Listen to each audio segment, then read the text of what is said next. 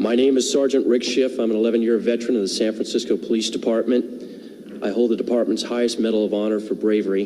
That used to mean a lot more to me than it does now. What I'd like to talk to you about today is my now 7-year-old daughter. This is an identical twin. Her sister is now dead.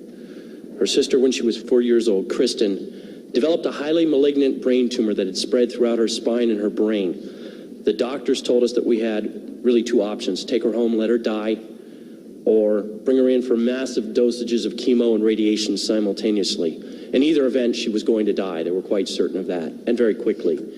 Believing her only chance to be the standard route, we gave her the chemo and radiation. It burned her skull so bad she had second-degree burns and her hair never came back. To change her diapers, we had to wear rubber gloves because her urine was so toxic and it burned her.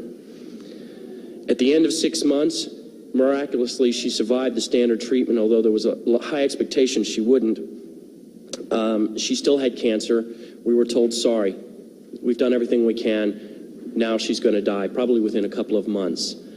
My wife and I, choosing not to accept that, started reading. The first book I picked up, the third chapter, discussed Dr. Brzezinski.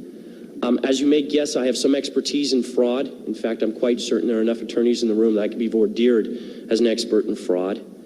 And I conducted my own investigation. I have no doubt the man is not a fraud. I have no doubt that he does what he does out of earnest belief that his medicine works. And now you're in a position to judge for yourselves whether it works or not. But it's well established by the FDA that it's non-toxic. 18 months later, we took my daughter off the anti-neoplastin. She had not died. She had no signs of tumor. She remained free for 18 months of cancer. Within a month, the cancer was widespread in her brain. We put her back on Brzezinski's. By the way, at the objections of our doctors, for some reason felt that it had failed her. We put her back on. Within 9 weeks, the tumor was completely gone. She died last July of neurological necrosis. Her brain fell apart from the radiation.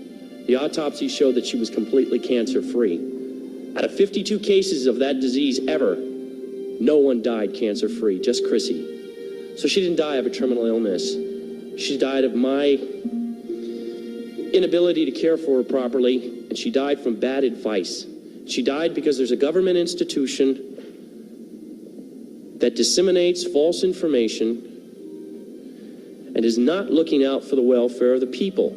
You know, ladies and gentlemen, I swore an oath 11 years ago, and I think most of us in this room swore it at one time or another, to uphold the Constitution. It says life right in the beginning.